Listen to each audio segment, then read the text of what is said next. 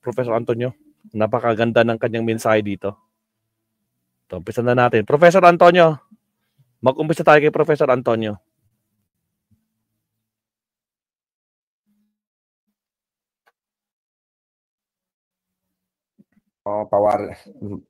Papahinga mula sa stress ng trabaho, mula sa kung ano-anong mga at nakaka-stress naman talaga ang politika ngayon, di ba? Pag-usapan natin itong sabihin na natin kabubuhan ng ibang mga senador. Yung Kabubuhan. audacity.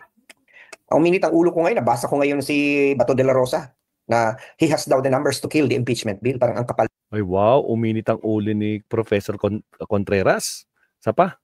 Ngayon si Bato de la Rosa na he has daw the numbers to kill the impeachment bill. Parang ang kapal naman ng senador na ito.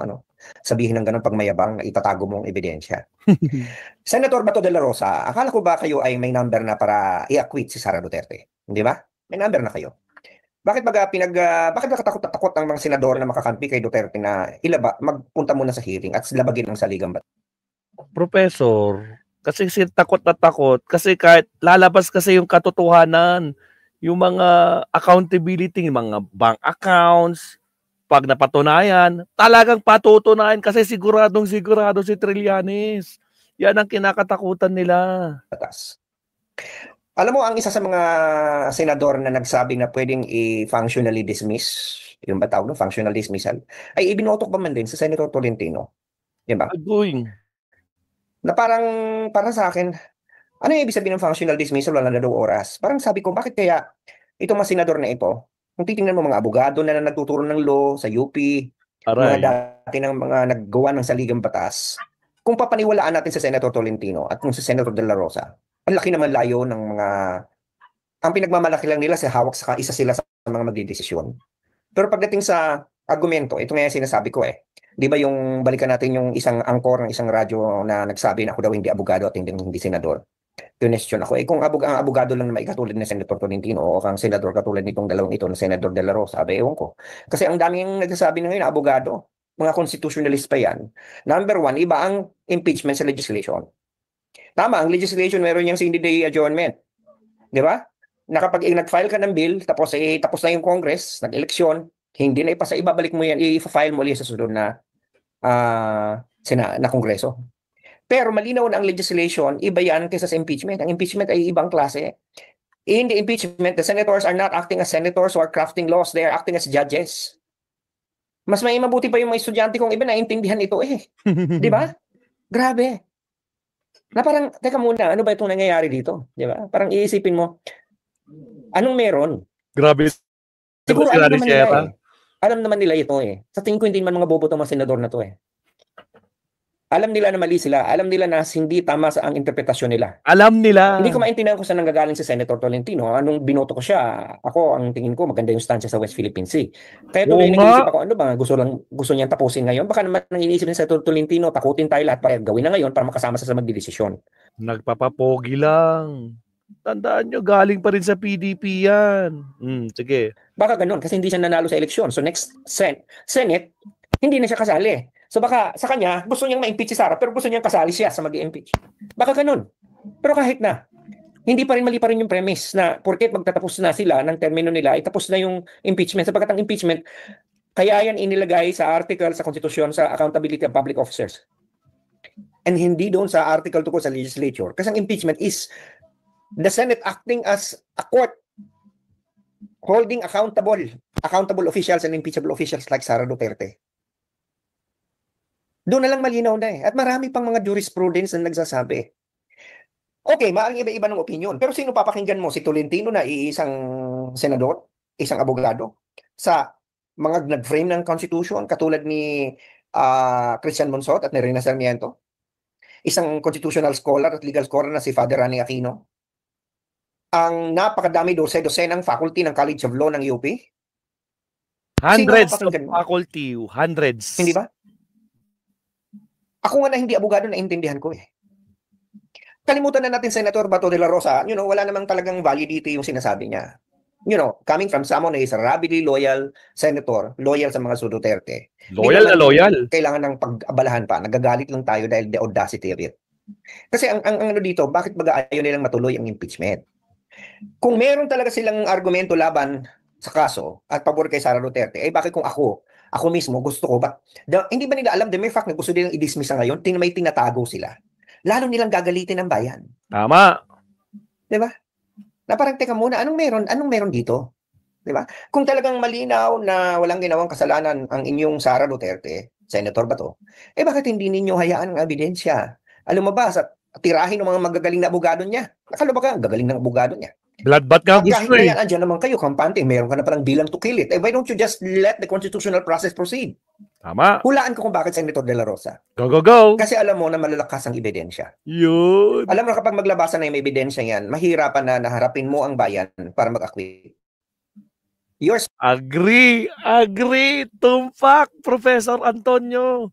Dahil napakalakas ng ebidensya, overwhelming ebidensya. Tapos hindi mo siya i-impeach, i-acquit mo siya.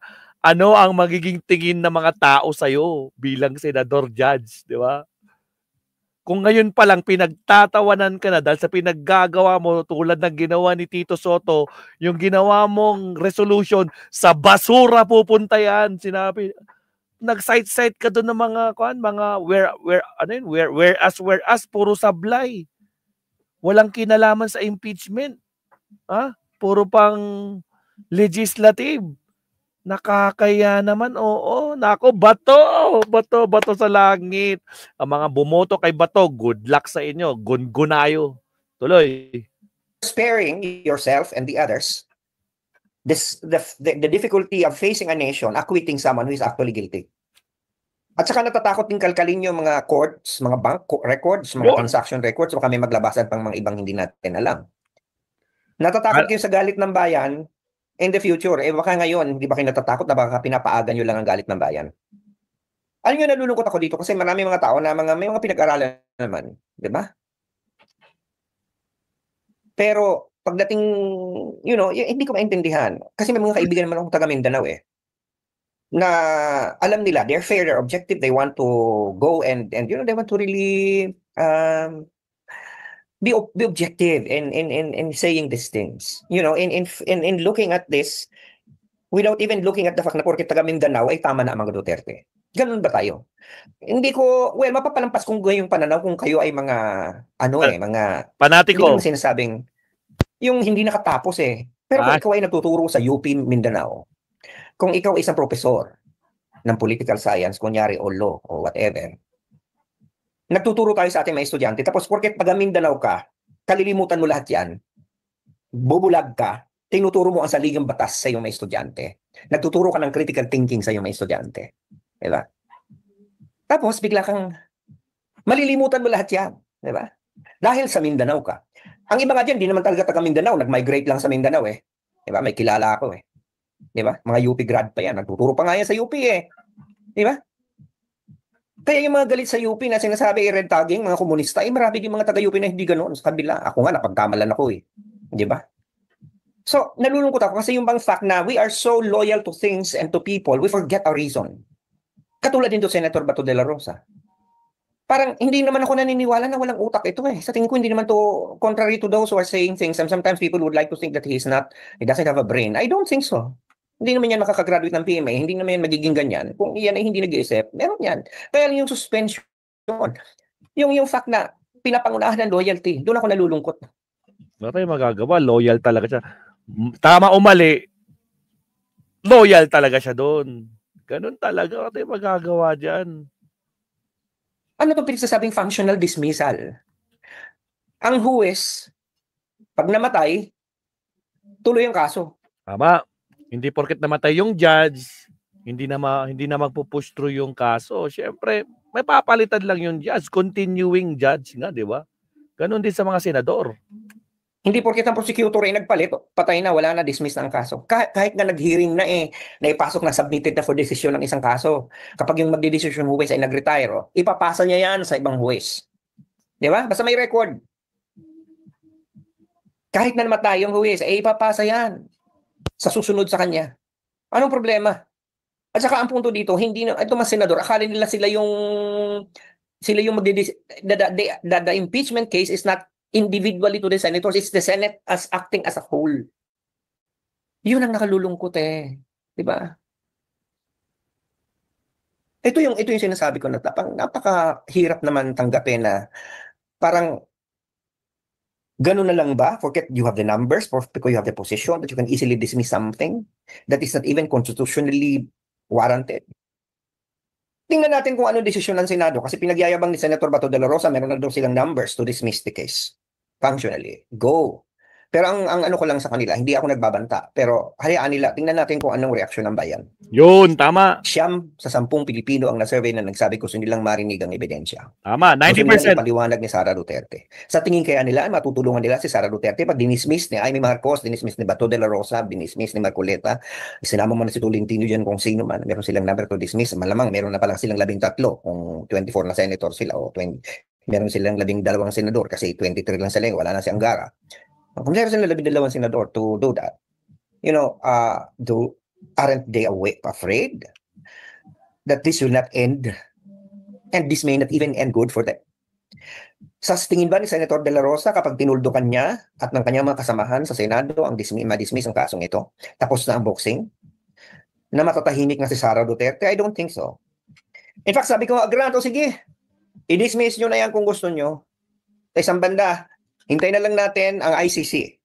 Baka naman ang ICC ang sasagot ng problema natin. Baka mamaya may arrest warrant na si Bato, pati si Sara. Diba? Hindi natin alam, baka yun ang mas importante. Sa tingin ko, mas maganda pa nga sa ICC na sila pumunta para doon wala dong impluensya ang mga Senator Tolentino o Senator Marcos. Si Senator Amy nga pumuntang ICC, hindi pinansin eh. Hindi pinapunta di ba? Doon wala dong senador kasi na senador ka. Wala dong mga petition. Kahit nagrarally nga araw-araw doon sa The Hague yung mga Duterte, hindi pinapansin eh. Di ba? Iba doon ang sistema. Baka yun ang kailangan natin. Baka kailangan natin padala na itong mga ito. Arrestahin na. Surrender na. Sa total may president naman. Pangalawa, sa tingin mo naman kaya, dahil July, matatapos na ang ni Ombudsman Martires, ang ipapalit yan ay hindi na appointee ni Duterte. O, baka tuluyan ng mabuksan yung mga kasong isinampa ni Senator Trillanes, yung dating Senator Trillanes about yung mga bank deposits. At saka yung kaso tungkol sa pagbabanta na ginawa ni Vice President Sara Duterte kay Pangulong Marcos, First Lady Lisa Araneta Marcos, at Speaker Romualdez. Diba? At saka lalahan nyo, after 1 year, meron pa rin impeachment ulit. Di ba? After 1 year, meron ng impeachment. At malay mo, doon, wala na si Senator Tolentino, wala na siyang lugar sa 20th Congress. At si Bato de la Rosa, malay mo, nandun na sa The Hague. Kasama na si President Duterte. Paktay tayo dyan. Hindi natin alam ang kapalaran sa mundo. 1 year after, tandaan nyo, kung i-dismiss nila yun sa June next year, magkakameron din ng impeachment, hindi yan mamamatay. Sa tingin ko, lalo nilang gagalitin ng bayan, paghahanda na yan. The evidence will not be there. It's going to be the same. There will still be, a house dominated by allies. It's going to be, kung sakali man, pwedeng mabawasan yung number, but you need only 1/3 of the house to impeach. At lalo bubuhayin nila, for the next 12 months, hindi pa tatahimikan ng bayan ang issue na yan. Maniwala kayo sa akin. Sa puntong ito, hindi pwede nilang sabihin maikli ang memory ng tao. Hindi pag nagagalit ang tao. Buti kung makarating tayo next year. Paano kung mag-EDSA? Hindi ba last time na ginawa na sinupres ang ebidensya ng Senado? Ano nangyari? Hindi ba? Hindi ko sinasabing in-encourage yung gano'n. Hindi natin alam. This electorate is so unpredictable. So I don't know. Actually, I don't know what is the game here. Kasi this is a knowing situation for Sara Duterte. Kasi kung ako nga, mas maganda pang ituloy para magkaroon ako ng pagkakataong ma-argue ang aking kaso man, palabas na mali yung mga allocation. Pero kung itutuldukan ngayon, if it will be functionally dismissed, it's not going to go away. Another impeachment will come her way 1 year from now. And by that time, walang functional dismissal kasi hindi matagal pang eleksyon. Hindi ba? Matagal pang eleksyon. Walang functional dismissal ng time na yon. You're just, idinidefer lang yung process eh. At andyan pa rin naman yung ICC cases.